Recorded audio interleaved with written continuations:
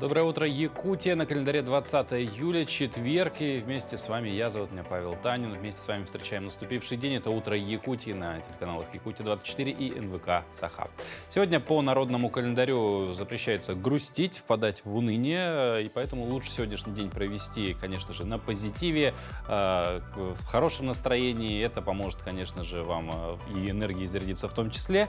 Не нарушить народную примету, что самое главное. Ну и, конечно же, как итог всего этого, плодотворный день ваш обязательно пройдет. Поэтому предлагаем вам сегодня много полезной, как всегда, информации, интересной, познавательной в том числе. Например, в регионе в рамках федеральной программы заработал лагерь для поддержки пожилых людей. О том, что это за проект, будет ли продолжена программа, узнаем у наших гостей.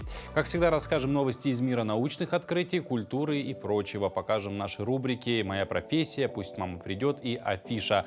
Как уже было сказано в начале этой недели, сегодня мы разыграем 2 пригласительных билета в кинотеатр «Центральный». Основные условия, как и прежде, будут, конечно же, выложены в нашем телеграм-канале «Утро Якутии», поэтому на него подписывайтесь смело. QR-код видите на экране, отсканируйте его, сразу на канал попадете или по прямой ссылке переходите, руками ее набирая, потому что розыгрыш будем проводить среди наших подписчиков. Если вы до сих пор еще не подписались на наш телеграм-канал, то срочно это обязательно делайте, потому что условия розыгрыша совсем скоро будут объявлены. Ну и в целом много всего интересного сегодня будет, но по традиции начнем, конечно же, с информации о погоде.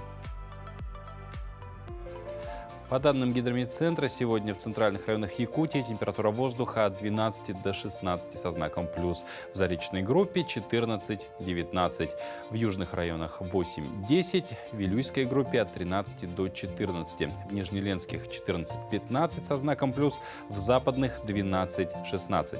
В Колымо-Индигирской группе улусов от 14 до 18 со знаком плюс. В Янских от 11 до 17. На северо-западе 6-15. В городе Якутске температура воздуха в 6 часов утра составила 16 градусов со знаком плюс. Атмосферное давление 747 миллиметров ртутного столба. Ветер северо-западный 1 метр в секунду. Сегодня днем прогнозируется дождь. Ветер северо-западный 3,8 метров в секунду. Температура воздуха днем максимум прогреется до 20 градусов. Ну а теперь давайте узнаем, какие праздники и знаменательные даты отмечают на календаре в этот день.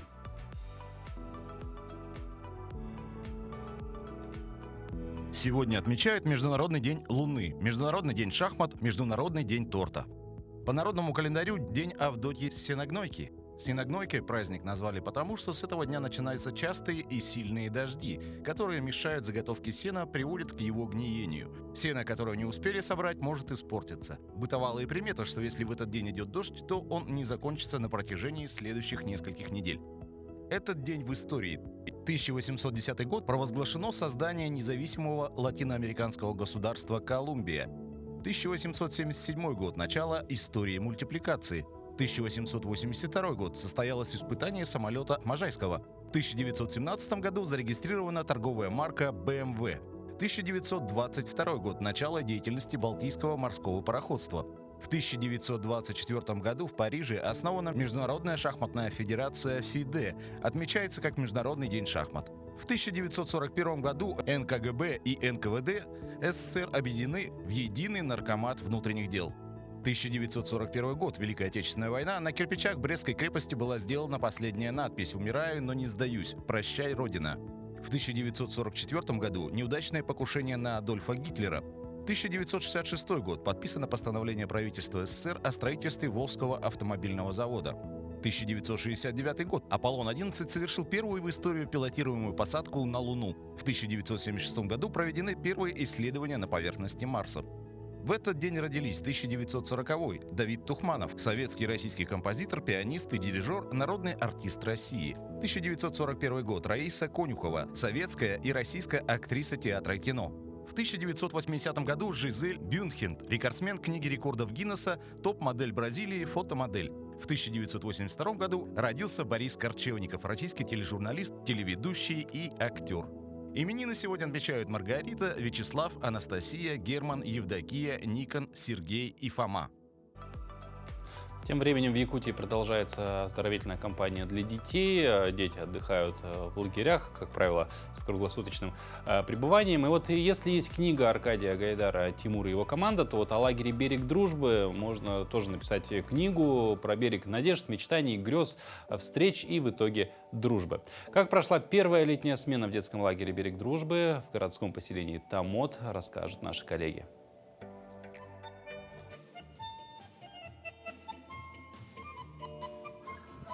Отдых и занятия ждут детей к 10 утра. До этого два непременных ритуала – построение и линейка. Раз, два, пацаны! И девчата! А после – это, которую дома обычно очень лень делать.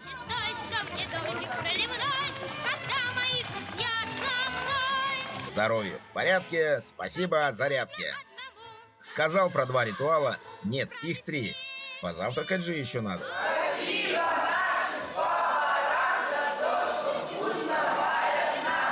А после можно хоть в клуб, хоть в спорт или личные увлечения. И в таком ключе 3 недели смены. Совместных эмоциональных важных переживаний для детей точно будет что вспомнить. В этом лагере очень хорошо, радостно, очень много мероприятий, и тут не дают скучать вообще. Мне тут очень нравится. Я хожу на дискотеки, Я больше всего буду скучать по друзьям, по вожатым и воспитателям.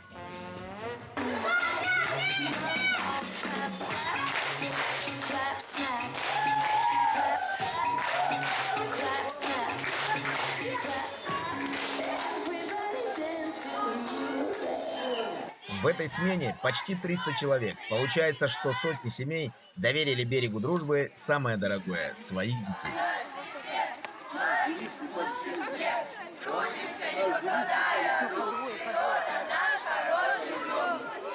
Мы успели так много сделать за эту смену, а как много детей мы успели сделать счастливыми, оздоровить всех, провести огромное количество мероприятий. И, конечно же, очень жалко расставаться с детьми, очень жалко закрывать смену.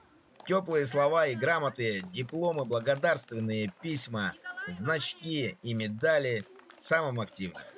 Роман Сливкин, Игорь Тупицын, Ренат Нахиев, Томот. Между тем, вопросы отдыха и оздоровления стали актуальны и для старшего поколения. В регионе реализуется федеральный проект «Старшее поколение», в рамках которого в начале этого месяца были организованы краткосрочные программы отдыха для пожилых людей с круглосуточным пребыванием «Серебряные каникулы-2023». И вот более подробно об этом сейчас поговорим с нашими гостями. Это заместитель министра труда и социального развития республики Афанасий Васильевич Постников и Ольга Урбан, участник проекта «Серебряные каникулы». Доброе утро. Доброе утро. Вот, Афанасий Васильевич, первый вопрос к вам. Вообще вот национальный проект «Демография» — это федеральный проект. Как он сегодня в республике реализуется? Так, в 2017 году мы приняли стратегию в рамках нашей программы, стратегии до 2025 года в интересах старшего поколения. Там мы заложили основные направления. А в 2019 году, как вы правильно сказали, через национальный проект «Демография» мы уже внедрили эту программу в жизнь, и уже в строчках бюджета появились такие направления поддержки старшего поколения по здоровью, во-первых, да, это по направлению гериатрии, и также вот социокультурным мероприятиям, которые именно для старшего поколения. И вот эта программа сейчас уже реализуется, одной из которых сейчас самым востребованным оказалась именно социализация старшего поколения. Это вот общение друг с другом, непосредственное занятие. Это у нас сейчас работает в 16 районах нашей республики школа 3-го возраста. И в этой школе уже наши самые главные активисты уже начинают свое общение и работают сами с собой, конечно же, с инструкторами.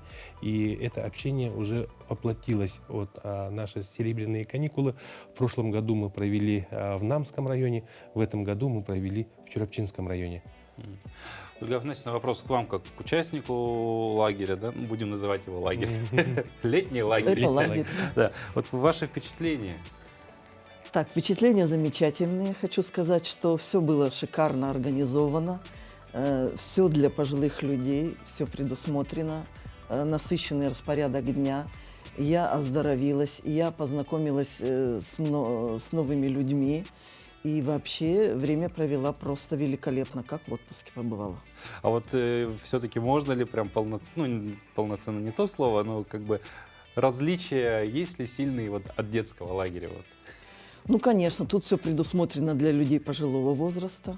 Были занятия, кружки по интересам. Каждый выбрал себе то, что интересно. Вот я, например, выбрала кружок изобразительного искусства. И я никогда не умеющая рисовать. Вот посмотрите, один из рисунков я принесла. Фактически одна из первых работ. Это вообще моя первая работа. Здорово. Никогда раньше не рисовала. Поэтому каждый выбрал себе то, что нравится.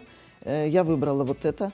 И, кроме того, значит, была очень насыщенная культурная программа, был конкурс талантов. Как оказалось, среди отдыхающих очень много талантливых людей. Они и пели, и танцевали, и стихи читали, и в оригинальном жанре соревновались. Все были очень интересные, позитивные номера.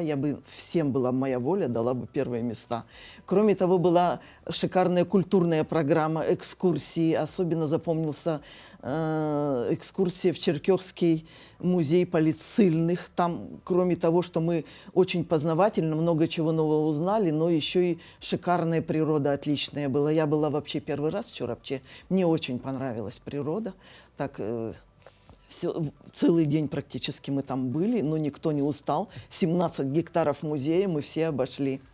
Кроме того, были спортивные соревнования и по пулевой стрельбе, и городки, шахматы, настольный теннис. А особенно в конце сезона были шикарные соревнования в эстафете, в которой приняли участие вообще все отдыхающие. До того было азартно, до того было эмоционально.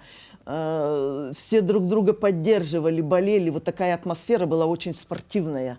И в конце, когда победил наш отряд зеленых, было такое ликование на стадионе. Мы взялись все в круг и прыгали. Мне казалось, что стадион сотрясал.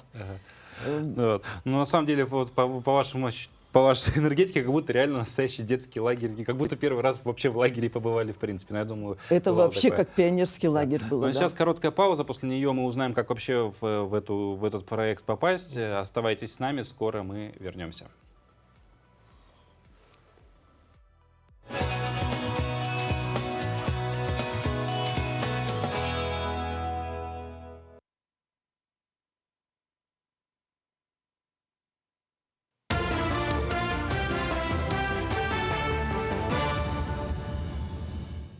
Доброе утро, Якутия! Впереди блок новостей. Лимит средств из бюджета на субсидирование ставки по льготной ипотеке на новостройки может закончиться в 2023 году. По состоянию на конец июня по льготной ипотеке было выдано более 1 миллиона кредитов на сумму более 3,5 триллионов рублей, почти 87% от предела по стоимостном выражении по семейной ипотеке, свыше 600 тысяч кредитов на 2,5 триллионов рублей. По IT-ипотеке более 15 тысяч кредитов на сумму около 132 миллиардов рублей. Собственное жилье по дальневосточной ипотеке в республике приобрели 16 тысяч семей. Также в тройку лидеров по количеству выданных кредитов вошли Приморский край – 20,5 тысяч кредитов на 93,5 миллиарда рублей. Хабаровский край – 10 тысяч кредитов на 44 миллиарда рублей. Кроме того, на строительство индивидуального жилья в Якутии банки выдали 4,5 тысячи кредитов. В проекте капитального ремонта многоквартирных домов предусмотрена не только замена фасада электросети, покраска коридоров, но и замена газовых труб и стояков в подъездах и квартирах.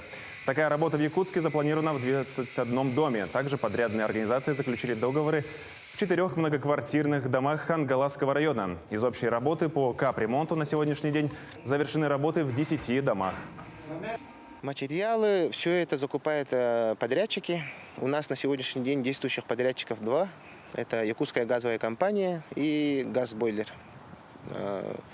Изначально мы заключаем договор на обследование и разработку проектно-сметной документации.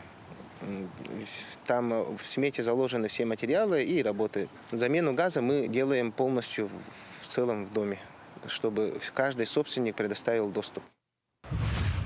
В новом микрорайоне «Звездный» полным ходом идет строительство второго по счету сектора С. В новом квартале по проекту предусмотрены 10 многоквартирных домов, школа на 990 мест, детский сад на 315 мест и поликлиника на 600 посещений в смену. На строительство социально значимых объектов в общей сложности предусмотрено 2,5 миллиарда рублей. Первую сваю больницы планируют установить осенью этого года, и по плану строительство завершат к концу 2025 года. В Якутской городской больнице номер 3 уже ведется полномасштабная подготовка к запуску новой поликлиники. В данное время идет работа по подготовке кадров и расширению видов деятельности. Мы находимся на этапе, проектирования. В разработке проекта наша больница приняла полное участие. И в данном проекте будет, уже запланировано такие виды медицинской помощи, как реабилитация, восстановительное лечение. И для ввода вот этого объекта нашей больницы сейчас проводится тоже огромная работа по подготовке кадров. Минцифры России запустила голосование за подключение сел с населением от 100 до 500 человек к высокоскоростному мобильному интернету в 2024 году. После подведения итогов населенный пункт, набравший наибольшее количество голосов, подключат к мобильному интернету. Проголосовать можно двумя способами. Онлайн-голосование на госуслугах продлится до 13 августа. Также можно отправить письмо по почте на адрес Минцифры. В письме необходимо указать имя, адрес регистрации и населенный пункт, куда нужно провести интернет.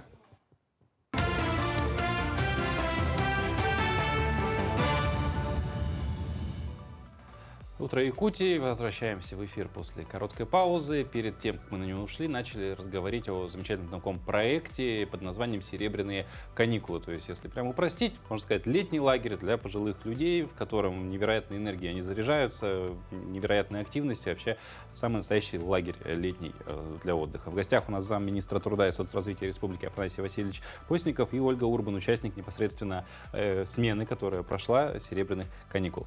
Афанасий Васильевич, вопрос такой, проект с лагерем, да, как планирует дальше министерство развивать вот это направление? Планы есть очень большие, потому что такие лагеря нужно развивать не только в республиканском масштабе, да, есть необходимость, сами участники ставят вопрос организовывать в муниципальных районах. Поэтому тут нужно призвать все муниципалитеты, районы, чтобы они тоже занялись и софинансировали эти мероприятия внутри района. Для этого необходимо будет участвовать в наших президентских грантах всевозможных Российской Федерации, потому что проект уникальный, и в принципе на российском уровне они тоже могут выделить какие-то финансовые средства на организацию.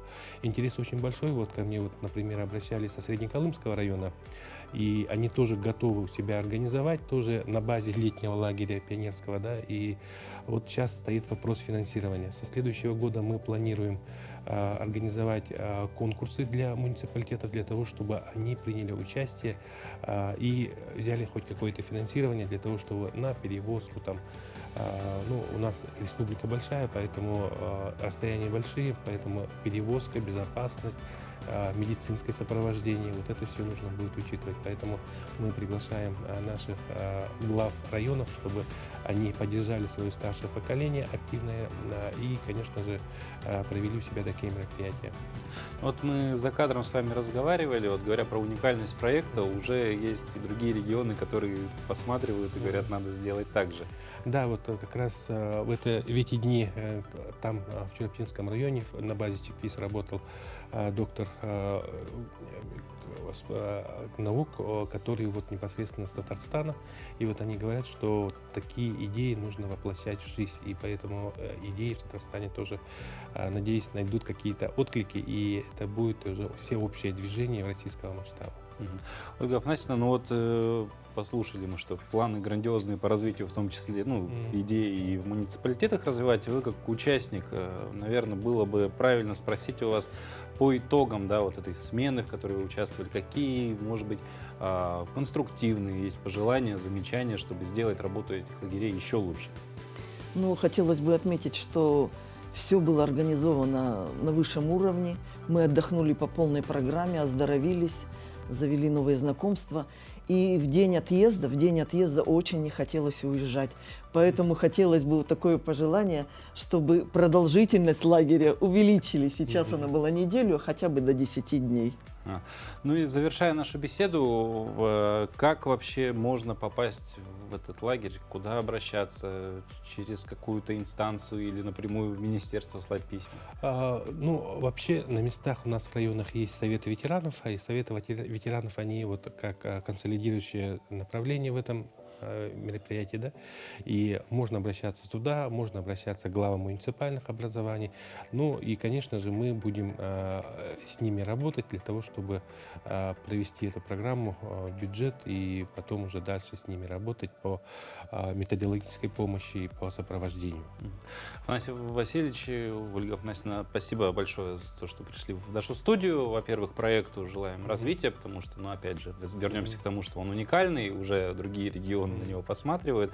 Ну и будем надеяться, что пожелания будут учтены, и смена, ну, если она уж, дай бог, на весь год продлится, ну, или хотя бы чуточку дольше станет. Спасибо большое и хорошего вам дня. Ну, а мы продолжаем. Напоминаем, что в регионе продолжается приемная кампания для поступления в учебные заведения Якутии. Если вы еще не определились с выбором своей профессии, то мы хотим вам сказать, что каждый четверг в рамках нашего эфира рассказываем про различные профессии. И в этот раз хотим показать профессию оператора. Меня зовут Алексей Артем, я работаю телеоператором в НВК «Саха», телеканале «Якутия-24». Свою работу я начинал в 2018 году в городе Мирном, в нашем филиале. Там я отработал 3 года, и тут уже в Якутске 1 год. В эту профессию я попал целенаправленно, увидел вакансию, что требуется оператор, и пришел и прошел краткий курс 3-месячный, то есть стажировку, и уже по сей день работаю телеоператором. В нашем коллективе есть операторы, которые работают уже очень давно, больше 20, даже больше 30 лет. Наши наставники являются для нас очень нашими опытными товарищами, которых мы можем всегда посоветоваться, что-то спросить и узнать какие-то хитрости съемок. И телеоператоры бывают разные. У нас есть студийные операторы, есть полевые, то есть мы, которые работают на выезде, и есть камеры-роботы. Студийные операторы – это те, кто работает в студии, в павильонах, с декорациями, со светом. А мы, то есть я, полевой оператор, то есть я всегда работаю на выезде, могу поехать куда-нибудь далеко в командировку, и у меня всегда разные локации. Мы снимаем новости, различные праздничные мероприятия, правительственные съемки, а также и командировки. Ну, из плюсов эта работа очень интересная. Ты всегда находишься в курсе всех событий, первым узнаешь, и если где-то что-то, не дай бог, там даже случилось, ты всегда там, всегда в гуще событий, и это очень интересно местами. Главный атрибут в нашей работе – это, конечно же, видеокамера. Она где-то весит, именно эта камера весит где-то 7 килограмм, и порой бывает сложно, конечно, его носить там часами, потому что такие съемки тоже иногда бывают, и, соответственно, телеоператор должен быть выносливым и легко переносить всякие стрессовые ситуации. Сегодня мы стараемся работать с современной техникой. Это такие как GoPro, камеры со стабилизаторами и квадрокоптеры, чтобы у нас съемки были более-менее разнообразные, ракурсы интереснее, и чтобы вам, телезрителям, тоже было интереснее смотреть наши материалы. Один из моих таких любимых новых гаджетов – это квадрокоптер. Я стараюсь чаще использовать тоже в своей работе. У меня есть личный квадрокоптер, и в нашей компании тоже они имеются, и мы активно их используем. Сегодня в нашей компании есть даже камеры-роботы, но конечно же, такие камеры никогда не заменят человеческий труд и творческий подход телеоператора. Ну а прямо сейчас вернемся к тому, о чем говорили в самом начале. Это, конечно же, обещанного 3 года ждут. Нам пришлось подождать всего 20 минут. Это розыгрыш билетов в кинотеатр «Центральный». 2 пригласительных таких отправятся тем, кто правильно первым ответит в нашем телеграме на вопрос, который будет там опубликован и который я сейчас задам. Вопрос достаточно простой. Я думаю, знатоки истории родного края с ним справятся вообще на ура. Звучит он следующим образом. В каком году город Якутск стал центром Якутской области. Именно так звучит вопрос. В Телеграме он будет продублирован. Ссылку на Телеграм видите на своем экране. Есть там QR-код еще. Можно его отсканировать при помощи камеры смартфона и сразу на наш канал попасть и подписаться, потому что разыгрываем билеты мы среди подписчиков нашего Телеграм-канала. В комментариях под вопросом оставляйте свои ответы. Кто даст первый, тот, соответственно, и молодец, тот и победил. Ну, а мы двигаемся далее. Переходим к другим новостям. В России оценили вероятность запрета техники Apple в стране. Как считает заместитель председателя Комитета Госдумы по информационной политике, информационным технологиям и связи Олег Матвеичев, полного запрета так и не будет. Скорее всего, это будет касаться определенных структур. Если у них есть какие-то риски, они их как-то анализируют. О полном запрете пользователям частным образом никто о таком даже и не размышляет. Но на днях стало известно, что Минцифры запретят сотрудникам использовать смартфоны компании Apple для служебных целей. Заместитель главы ведомства Александр Шойтов сообщил, что приказ о запрете iPhone подпишут в ближайшие дни. То же самое решили сделать и в Швабе. Это холдинговая компания Ростеха, пояснили в РБК. Эта структура российской компании разрабатывает и производит оптико-электронные системы. Как писал 12 июля Мэш, ограничения связаны с публикацией сведений о прослушке и взломе устройств российских дипломатов сотрудниками ЦРУ. В России появились Мул, Бизон и Лань. Грузовики на базе «Лада». Расположенное в Тольятти ателье спецавтомобилей ПВР начало продавать уникальные модификации полурамных грузовиков «Лада». Линейка сейчас состоит из 3 семейств, которые носят наименования Мул, Бизон и Лань.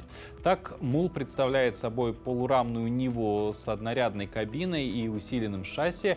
Машина доступна в вариантах бортовой грузовик, сидельный тягач и промтоварный фургон. Машина оснащена стандартными для Лада Нива 1,7-литровым бензиновым мотором мощностью 81 лошадиная сила, но в качестве опции предлагают двигатель объемом 1,8 литра. Грузоподъемность достигает 800 килограмм, что сравнимо с Toyota Hilux или Mitsubishi L200. Лань – это переднеприводный грузовик, который создан на базе Лада Гранта. Его грузоподъемность также достигает 800 килограмм. В базовой конфигурации машина имеет 1,6-литровый бензиновый мотор и мощность 90 лошадиных сил. Специалисты госкорпорации «Роскосмос» осуществили перегрузку автоматической станции «Луна-25» на рабочее место в монтажно-испытательном корпусе космодрома «Восточный». Об этом заявили в пресс-службе компании в четверг. На кадрах сотрудники космодрома и представители научно-производственного объединения имени Лавочкина поднимают, а затем фиксируют станцию на платформе. Ранее в госкорпорации сообщили, что на космодроме «Восточный» аппарат должен пройти предполетную подготовку, последние наземные испытания и стыковку с разгонным блоком «Фрегат». По уточнению Роскосмоса, главная задача, стоящая перед сотрудниками космодрома, это отработка базовых технологий мягкой посадки в околополярной области со сложным рельефом местности и проведение контактных исследований Южного полюса Луны. В пресс-службе организации также отметили, что станцию создали с использованием исключительно российских элементов и последних достижений в сфере космического приборостроения. Запуск Луны-25 планируется в августе этого года. Она станет первым отечественным аппаратом в истории современной России, который отправится на естественный спутник Земли.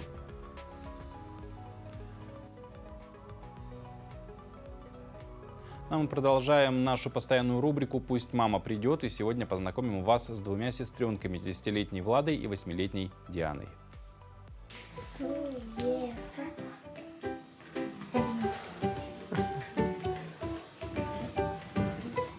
Знакомьтесь, сестренки Влада и Диана. Владе 10 лет, Диане 8. Девочки добрые, скромные и застенчивые. Они все время проводят вместе, с удовольствием играют в разные игры, будь то настольные или подвижные. Девочки старательные и покладистые. Они хорошо учатся в школе. Благодаря мягкому и доброму характеру легко общаются со всеми. Я люблю играть с игрушками мягкими и куклами. Я занимаюсь спортом. Я бегаю я чуть-чуть пою. Ты бы кем хотела стать? Врачом. Сестренки с удовольствием занимаются в спортивном зале. Влада уже умеет делать колесо, а Диана учится прыгать на скакалке. Девочки осваивают разные виды спорта и еще очень любят петь. Расцветали яблони и груши, и плели туманы над рекой. Выходила на берег Катюша, на высокий берег, на крутой. Выходила, песню заводила. Мы надеемся, что Влада и Диана обретут семью. Которого любила, про того.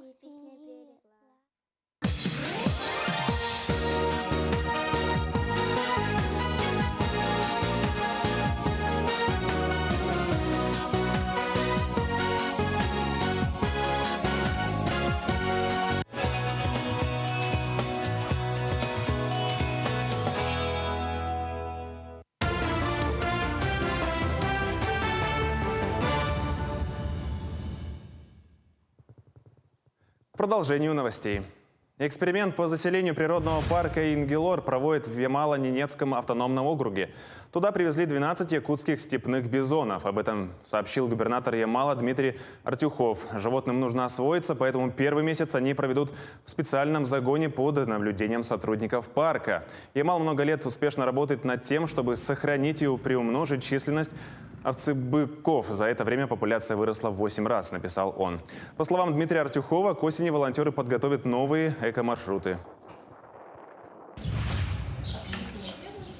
Государственная Дума России приняла закон о льготах при поступлении в вузы и колледжи для участников специальной военной операции. Льготы для участников СВО и их детей при поступлении в вуз – это существенная поддержка со стороны государства. После принятия закона такие вопросы будут решаться в рабочем порядке, отметила народный депутат Феодосия Габышева. Отмечается, что участники СВО могут поступить на бюджетные места в вузы в рамках отдельной квоты по результатам экзаменов. Кроме того, тех, кто учится платно, в приоритетном порядке переведут на бесплатное обучение.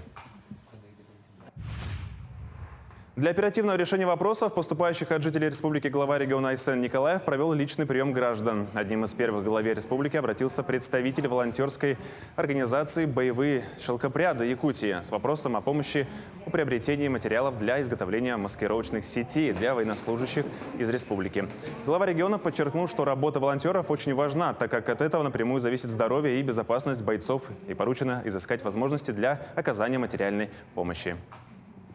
Там реально около 20-30 человек работают, не покладая рук, каждый день и изготавливают эти маскировочные сети.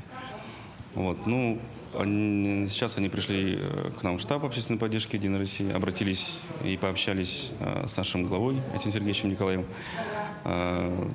сказали свою проблему, и наш Элдархан сказал, что данная проблема будет решена.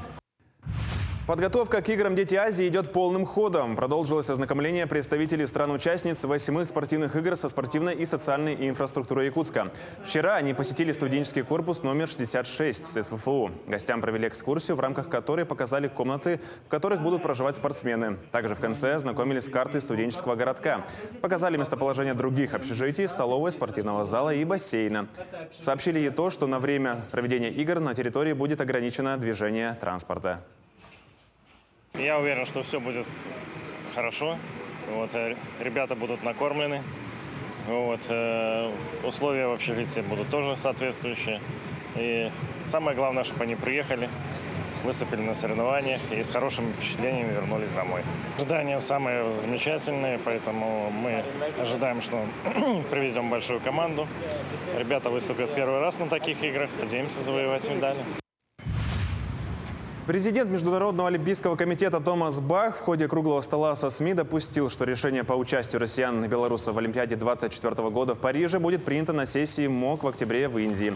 Исполком МОК 28 марта рекомендовал международным федерациям допускать до соревнований не поддерживающих спецоперацию россиян в качестве нейтральных атлетов.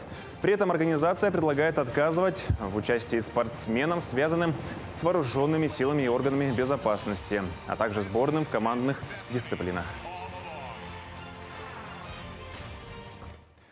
На этом все. Хорошего дня.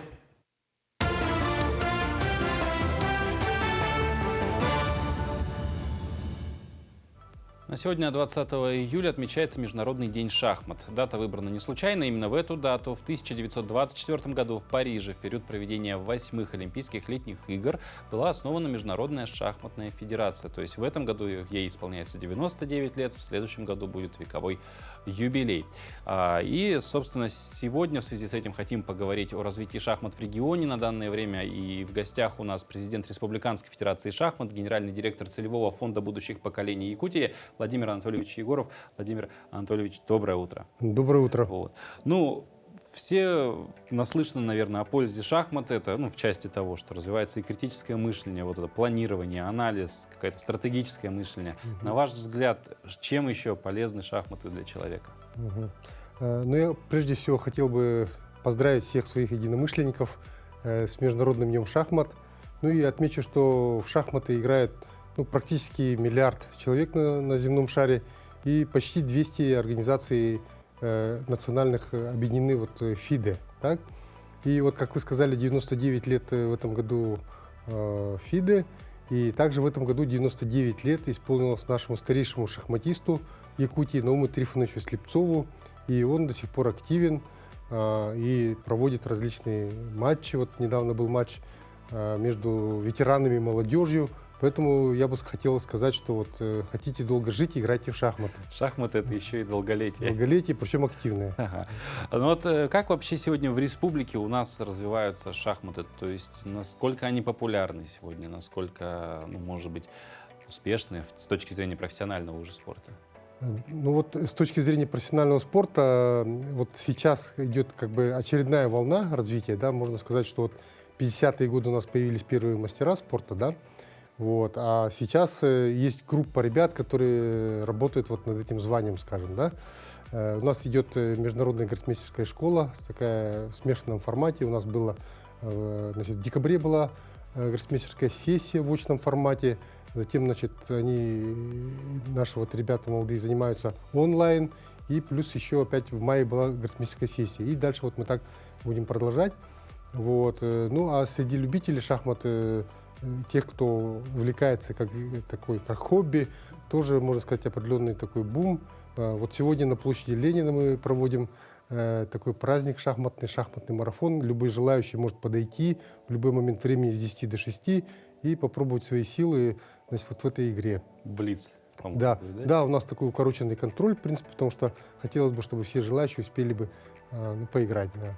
Здорово, еще и на открытом воздухе, мне кажется, замечательное времяпровождение в День шахмат. А также в следующем году состоятся летние игры «Дети Азии», туда шахматы также, по-моему, уже включили. Да. Как подготовка сейчас наших спортсменов? Шахматы у нас с самых первых игр в программе с 96-го года. К сожалению, в прошлом году, когда игры проходили во Владивостоке, шахматы выпали из программы игр, да, но в следующем году шахматы тоже будут. Я бы здесь хотел отметить, что «Дети Азии» приобретают особенный смысл в мире шахмат, поскольку шахматная федерация России, одна из сильнейших в мире, да, перешла в Азиатскую конфедерацию буквально с мая этого года. И теперь нашими играми «Дети Азии» безусловно заинтересовались все азиатские страны, уже видя, что такие мероприятия проводятся в России, да. Ну и в России также придают уже большое значение. Поэтому мы ожидаем такую очень высокую конкуренцию, конечно, да, в этом виде спорта на играх.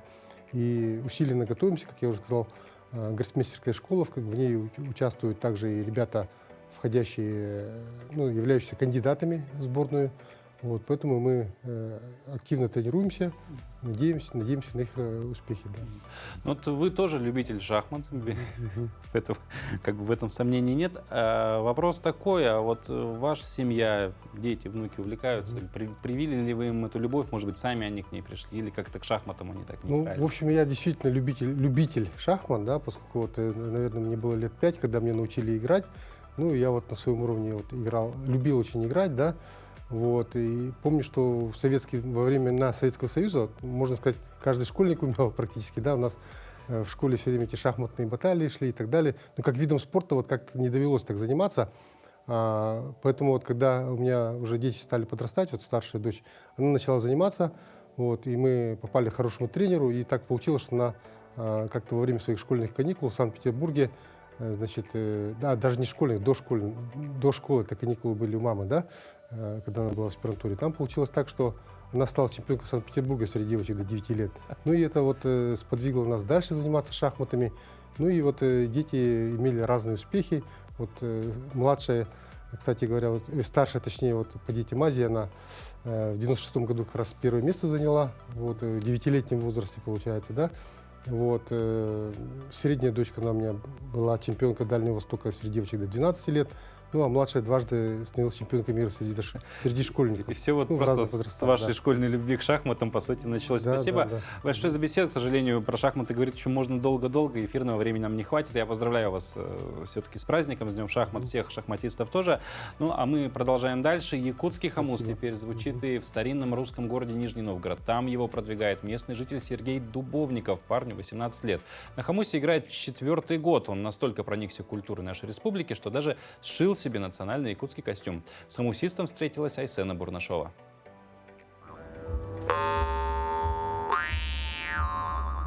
Хомус – это голос живой природы, говорит Сергей. Казалось бы, инструмент размером с ладошку, но какие у него возможности? Хомус и пение кукушки сымитирует, и за жаворонком повторит. Чтобы так виртуозно играть на хомусе, Сергею потребовалось 4 года. При этом учился парень самостоятельно, через интернет. Но я выбрал такой путь. Я просматривал концертные видео-выступления всевозможных хомусистов-виртуозов мира. Это Альбина Михайловна Дегтярева, Юлиана Кривошапкина. И пытался повторить все звуки, приемы. И вот с каждым разом все лучше и лучше у меня получалось изобразить все эти звуки, сымитировать. Сегодня Сергея в Нижнем Новгороде знает каждый. Он первый хомусчут в родном городе. Увлечение парня с восторгом приняли и в институте. Сергей учится на повара-кондитера. За вклад в культуру он даже стал студентом года и получил именную стипендию мэра города. Профессионально больше с хомусом стал заниматься все-таки я в Нижнем Новгороде, стал популяризировать и развивать на всевозможных конкурсах, концертных, фестивалях. Я камзол приобрел на вырученные средства с именной стипендии мэра города. То есть хомус позволил тебе еще и заработать на костюм, да? Еще и заработать на костюм, не только на костюм, но еще на новые инструменты. Кстати, играет Сергей исключительно на якутских хомусах. Считает, что они звонче и громче. Инструменты заказывает напрямую из республики. Последнее приобретение – окрыляющий хомус мастера Колодезникова. А ты же еще умеешь подражать коню, да? Да. А как ты это делаешь? Давай поржем. Попробуй засмеяться и сделать вдох. Да, вот так. И только еще громче и на звук «и». Вдох на себя. Мощно. Ну так я уже не могу. Но буду практиковаться, обещаю. Хорошо. Ржание коня, пение птиц, вой волка – это лишь малая часть умений хомусчута. В его арсенале также традиционная игра сыя-тарды, двуголосья, табыгыр. А впереди изучение новых приемов. Хомус для Сергея – это проводник в загадочный мир Якутии. В планах у нижегородца – поездка в республику. Айсена Бурнашова, Виктор Олесов, Москва. Я напоминаю, что мы сегодня проводим розыгрыш двух вот этих замечательных пригласительных кинотеатр «Центральный». Вопрос был простой: в каком году город Якутск стал центром Якутской области.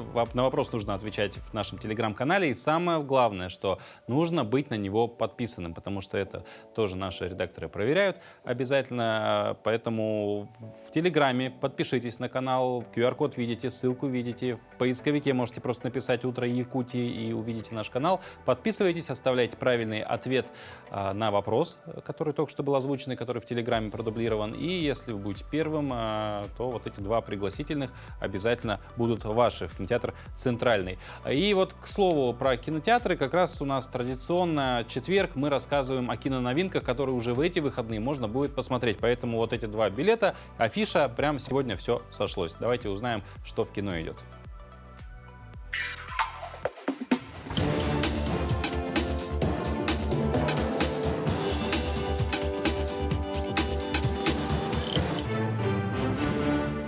Смотрите в кинотеатре «Центральный» с 20 по 26 июля. О боже, это Флэш! Фильм «Флэша» в жанре боевик, приключения, фантастика, фэнтези. Сольный выход Эзры Миллера в качестве физика-ядерщика Барри Аллена. Флэша из команды супергероев Лиги Справедливости. Историю становления молодого супергероя снял режиссер Энди Мускетти. В ходе неудачного эксперимента на Барри проливаются разбитые молнией химикаты, после чего юноша приобретает поразительную сверхспособность к быстрому передвижению и реакции. Дальше Флэш будет пытаться вернуться в прошлое для спасения собственной матери. Я не собираюсь снова ее терять.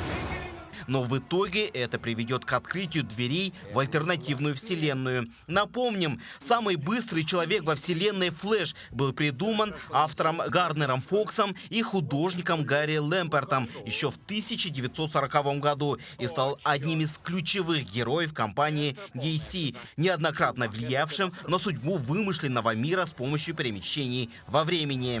Ты готов? Готов. Вперед.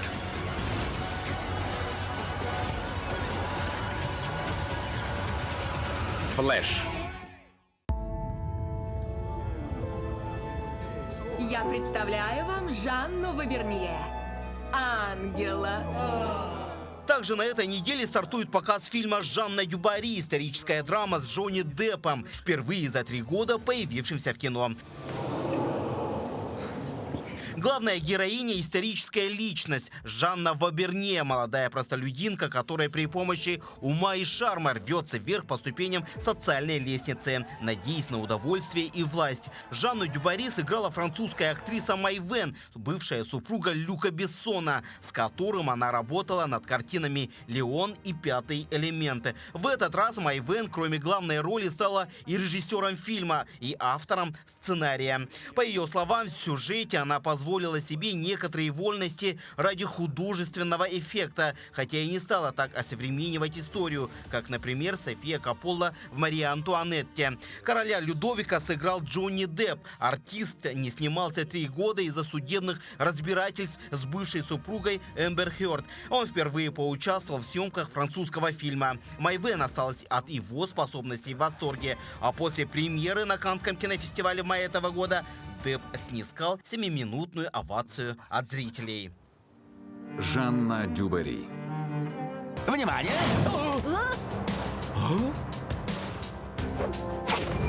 Это и есть Суперлев.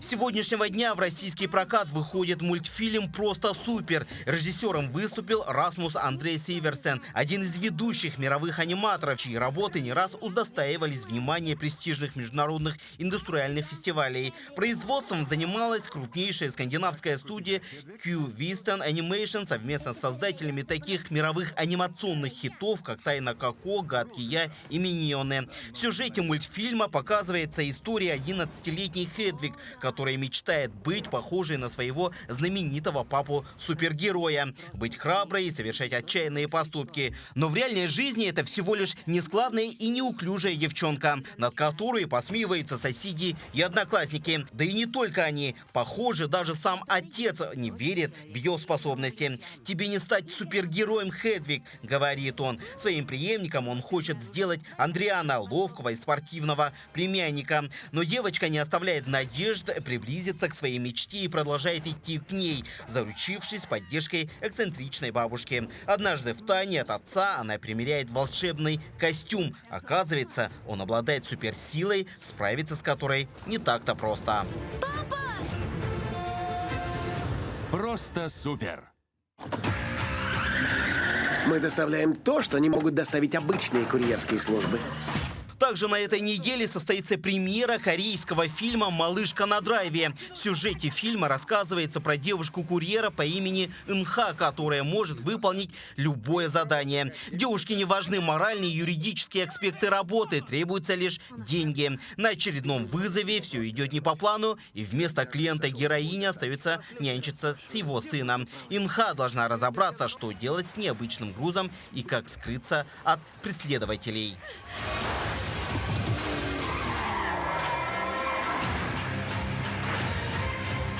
«Малышка на драйве». этом амулете кроется могущественная сила. Похоже на мамин кулончик. Идите и принесите его мне. Еще одна премьера для семейного просмотра – это выход нового мультфильма под названием «Побег из страны роботов». Производство Китай. Это новая история приключений братьев Медведей Бриара и Брамбла, героев популярной по всему миру франшизы про мишек Буни. На этот раз медведи отправляются на выставку современных технологий «Планета роботов», где они встречают загадочную незнакомку, удивительным образом им напоминающую их маму. В детстве медвежата потеряли ее при загадочных обстоятельствах, но теперь у них есть шанс раскрыть тайны прошлого и узнать всю правду об исчезновении их родительницы. Побег из страны роботов. Желаем вам отличного настроения и приятного просмотра премьерных фильмов в кинотеатре «Центральный».